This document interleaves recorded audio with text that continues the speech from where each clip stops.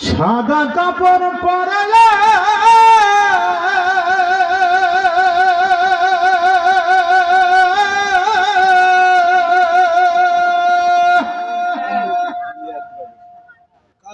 হাটের উপর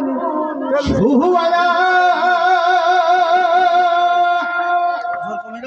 মাইরে তোমরা কই যাইতাছো লহিয়া গ্রামবাসী একটু দাঁড়া হুমাই রে দেখি